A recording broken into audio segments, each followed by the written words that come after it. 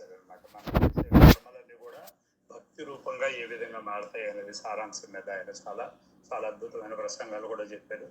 స్వామినారాయణ భగవాన్ టైంలో ఉండే హరిభక్తులు కూడా ఏ విధంగా స్వామినారాయణ భగవాన్ని ప్రసన్నం చేసే దానికోసం వాళ్ళ బాధ్యతలు నిర్వర్తించేవారు అని కూడా చెప్పారు అనమాట.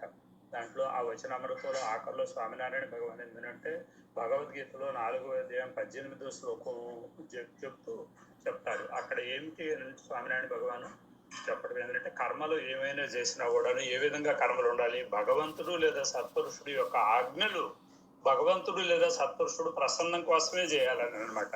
అంతేగాని ఇంకా వేరే కోరికలుగా దేని గురించి చేయకూడదని దాంట్లో చాలా స్వామినారాయణ భగవాన్ చాలా వివరిస్తారు దాన్ని. అంటే బేసిక్ గా భక్తులు కూడా స్వామినారాయణ భగవాన్ టైంలో కూడా స్వామినారాయణ భగవాన్ కూడా భక్తులు కూడా ఆ విధంగా కూడా చేసేవాళ్ళు అనమాట. ఎగ్జాంపుల్ పర్వతబాయి, ఆయన డోసాబాయి ప్రసంగాలు చెప్పారు కదా. అప్పుడు స్వామినారాయణ భగవాన్ వాళ్ళందరూ స్వామినారాయణ భగవాన్ ఆజ్ఞలు ఇప్పుడు ఆయన ఒకటి చెప్పారు అనమాట. 4 చతుర్వర్గాలని ధర్మ అర్థ కామ మోక్షం. మనం ఎవరు మోక్షం ఎవరు చేయటం లేదు. కానీ స్వామినారాయణ భగవాన్ ఆడు ఏం చెప్పారంటే మనము మోక్షం కోసం మన కర్మలు కూడా మన మోక్ష ప్రధానం ఎలా అవుతాయి అనేది చూపించారు అనమాట. ఫస్ట్ దాంట్లో పాయింట్ ధర్మం. అంటే మనకి ఇచ్చిన ధర్మాలు, మన గృహస్థకి సాధువులకి 2 ధర్మాలు ఉంటాయి. ఇప్పుడు మన గృహస్థ ధర్మాలు మన సత్సంగ నియమాలను పాటిస్తూ మనం కర్మలు చేస్తూ కానీ ఉండేవని అనుకోండి. సత్సంగ నియమాలు ఎవరు ఇచ్చారు? భగవంతుడు లేదా సత్పురుషుడు లేదా సత్శాస్త్రాలు ఇచ్చుండయి. ఇప్పుడు మనం ఎవరు మహాస్వామి ఆరాధన ద్వారా మనకు ఉండే ఆజ్ఞలన్నీ వస్తున్నాయి అని అనమాట. అవి ఎలా చేయాలి? ఆ ఆజ్ఞ ప్రకారం మన కర్మలు చేయాలి, అవి ఆయన ప్రసన్నార్థమే చేయాలి అని వివరణది. అయితే దీంట్లో స్వామినారాయణ భగవాన్ టైంలో కూడా ఒక ప్రసంగం శ్రీ హరిచరిత్ర చింతామణిలో ఒక ప్రసంగం కూడా ఉందని అనమాట. గుజరాత్ లో సౌరాష్ట్రలో అమరేలి జిల్లాలో ధారి అనే ఒక గ్రామం ఉంది. ధారి గ్రామం యూపీజీ మహారాజ్ గారు జన్మస్థలం అనమాట. ఆ ఊర్లో ఏంటంటే ఒక రాఘవజీబాయి తర్వాత వచ్చేసి ఒక దంజీబాయి అని హరిభక్తులు ఇద్దరు ఉండేవాళ్ళు. ఆ హరిభక్తులు వేరుశనకాయలు వ్యాపారం చేసేవాళ్ళు అనమాట. కానీ వాళ్ళు ఇంకోరు ఏం చేశారు అంటే ఆ హరిభక్తుడు కాకుండా ఇంకా లౌకిక వ్యవహారం తన ఇష్ట ప్రకారం చేసేవాళ్ళు. దాన్ని శబ్దంగా పుస్తకంలో బాగా అంటే తాగటం, తిరగటం, మజా చేయటం, జల్సా చేయటం ఇలాగా ఉండే ఒక వ్యాపారస్తుడితో కలిసి వీళ్ళు వ్యాపారం చేయాలని నిర్ణయించుకున్నారు అనమాట. అసలేమి ఉండదు. అయితే అప్పుడు ఏమైంది అంటే వాళ్ళు చేస్తూ ఉంటే ఆ మార్కెట్ యార్డ్లోకి వెళ్ళి అవి మనం తూసి అమ్మాలి కదా. అమ్మేటప్పుడు దానికోసం వీళ్ళు వేరుశనగకాయలన్నీ ఆడ మార్కెట్లోకి తీసుకెళ్లారు. మార్కెట్లోకి తీసుకువెళ్తే అక్కడ ఏంటంటే ముందు మార్కెట్ యార్డు అరే కిరణ్ గారు కొంచెం మీట్ చేస్తారా? కిరణ్ గారు అప్పుడు మార్కెట్ యార్డ్లోకి వెళ్ళిందంటే మార్కెట్ యార్డ్ లో పర్మిషన్ లేకుండా మన వస్తువులు అక్కడ అమ్మటానికి లేదని అనమాట. వీళ్ళు అమ్మటానికి వెళ్ళేసరికి అక్కడ పోయి అమ్ముతూ ఉన్నారు. అక్కడ ఉండే వాళ్ళు ఏం చేశారు అంటే గవర్నమెంట్ మార్కెట్ యార్డు తర్వాత గవర్నమెంట్ వాళ్ళు దానికి నియమించిన వాళ్ళు ఉంటారు కదా, ఆ ఇన్స్పెక్టర్లు వాళ్ళు ఏం చేశారంటే నువ్వు పర్మిషన్ అది లేదు అని చెప్పి వాళ్ళ మీద కేసు పెట్టారు. కేసు పెట్టేసేసరికి వెంటనే అక్కడ వచ్చి పోలీసులు తీసుకెళ్లారు. పోలీసులు తీసుకెళ్లి కోర్టులోకి తీసుకెళ్ళడానికి పోలీసులు తీసేసి వెంటనే అప్పుడు 1000 రూపాయలు 1000 రూపీస్ పెనాల్టీ వేశారు అనమాట. మీరు ఇది జుర్మానా కట్టాలి అది తర్వాత కోర్టులో కూడా వాళ్ళని తీసుకెళ్లాలన్నమాట. జడ్జిమెంట్ ముందు జుర్మానా కట్టాలి, తర్వాత కోర్టులో కూడా జడ్జిమెంట్ జరుగుతుంది. అయితే దాన్ని బట్టి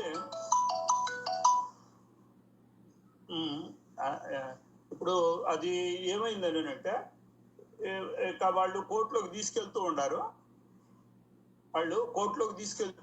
అని అనమాట. ఈ లోపల ఏమైందంటే వాళ్ళిద్దరు దంజీబాయికి ఇంకొక వ్యాపారస్తుడు తెలిసిన ఆయన ఉన్నాడు. ఆయన ఏంటంటే వెంటనే ఇతరుల కోర్టులోకి వెళ్ళక ముందే 1000 రూపీస్ కట్టేసేసి ఆయన విడిపించేశారు. కానీ రాఘవజీబాయికి కట్టేవాళ్ళు ఎవరు లేరు. తీసుకెళ్లి జైల్లో వేశారు. తర్వాత వచ్చేసి అయిపోయిందని అనమాట. అయిపోయేసరికి ఇంకప్పుడు ఆ ఊర్లో వాళ్ళందరూ ఏమన్నారంటే అది చూడు రాఘవజీబాయి, నువ్వు కొత్తగా ఈ స్వామినారాయణ సత్సంగం వచ్చావు కదా, నువ్వు తిలక్ చాండ్లా పెట్టుకుంటున్నావు, అందుకని చూడు నీకు నష్టం జరిగింది, నువ్వు తిలక్ చాండ్లాగా నేను తీసేస్తే మేమందరం డబ్బులు కట్టి విడిపిస్తామని అన్నారు. ఆయన ఏమని అన్నాడు, నేను స్వామినారాయణ భగవాన్ ఇచ్చింది నియమం అనమాట, సత్సంగం లేని వాళ్ళం మనం తిలక్ చాండ్లా పెట్టుకొని మేము చేయాలి అది ఇదని. కానీ నేను ఇంకొక నియమం అక్కడ లోపించాను అనమాట. నా నియమాలు ఏమిటి? కుసంగులు వాళ్ళు మంచి వాళ్ళు కానోళ్ళతో నేను వ్యాపారం మొదలు పెట్టాను, అందుకని నాకు ఈ శిక్ష వచ్చిందని అన్నారు. ఈ మాటలన్నీ ఇంకొక హరిభక్తుడు ఉన్నాడు, అతను వింటూ ఉన్నాడు. అతను వింటూ ఏం చేశాడు అని అంటే వాళ్ళ ఇంటికి వెళ్ళాడు అనమాట. వాళ్ళ అన్నతో చెప్పాడు, అన్న చూడు, ఇప్పుడు మన ముగ్గురు అన్నదమ్ములు, అదే మనకు నలుగురు అన్నదమ్ములు కానీ మనం ఉంటే ఆ నాలుగు అతనికి కావాల్సిన ఖర్చులు కానీ పెళ్లి ఖర్చులు కానీ ఇవన్నీ మనం పెట్టుకుంటాం కదా మన ఆస్తులు అది చేసి. ఇప్పుడు చూడు, మన ఒక హరిభక్తుడు ఆయనకి ఏదో పొరపాటు వల్ల అతనికి ఇది దండైపోయింది, ఇప్పుడు జైల్లో ఉన్నాడు, మనం పోయి విడిపిద్దాము. ఏ విధంగా విడిపిద్దామని అంటే, ఇప్పుడు మన ఆస్తిలో ఒక భాగం మన 4వ తమ్ముడికి ఇచ్చాం కదా అని చేసి మన తమ్ముడిని విడిపిస్తున్నాం కదా అని చెప్పి చేద్దామని అంటే వాళ్ళందరూ కూడా ఒప్పుకున్నారు. పోయి అక్కడ ఆయన డబ్బులు కట్టి విడిపించేశారు అనమాట. ఈ విషయం కొన్ని రోజుల తర్వాత అక్కడ స్వామినారాయణ భగవాన్ సాధువులు ఆ ఊరికి వచ్చారు. ఆ ఊరికి వచ్చినప్పుడు అప్పుడు వాళ్ళకి ఈ విషయం తెలిసిందనమాట. అప్పుడు వాళ్ళు స్వామినారాయణ భగవాన్కి వెళ్ళి గడ్డాలు చెప్పారనమాట.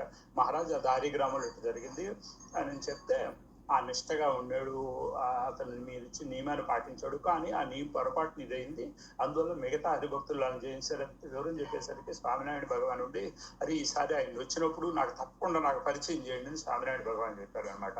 తర్వాత కొంతకాలం అంటే నెల 2 నెలలు అయిన తర్వాత వచ్చారు. స్వామినారాయణ భగవాన్ దర్శనం చేసుకుంటా ఉంటే అప్పుడు సాధువులు చెప్పారనమాట, మహారాజు ఆ హరిభక్తులు అట్లా ఉండింది, తర్వాత వాళ్ళకి హెల్ప్ చేసిన హరిభక్తులు వాళ్ళు.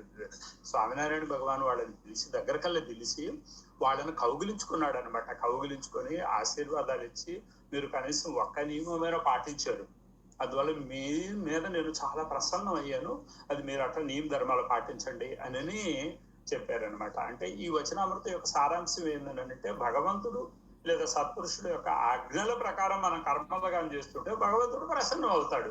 భగవంతుడు ప్రసన్నం అయితే మనకేమవుద్ది? అల్టిమేట్ గా మనము మోక్షం ప్రసాదం అవుద్ది అని అన్నమాట. ఆ విధంగా ఈ వచనామృతం కూడా చాలా కిరణ్ కుమార్ గారు చాలా డీటెయిలింగ్ గా అర్థం చేసుకుని ఎక్స్ప్లెయిన్ చేశారని అన్నమాట. అట్లా అందరం కూడా మనం చదువుకుంటూ ఉండేమని అనుకోండి, వాటి మర్మము అర్థం భావాలన్నీ కూడా మనకు తెలుస్తాయి. అప్పుడు మనం కూడా ఏంటంటే మన వ్యవహారిక మన సంసారంలో ఉండమన్నమాట. మన సంసార బాధ్యతలు నిర్వర్తిస్తూ కూడా మన కార్యం ఎలా చేయాలి అనేది కూడా మనకి గైడెన్స్ కూడా దొరుకుతుంది అన్నమాట. శ్రీ స్వామినారాయణ భగవానికి జై.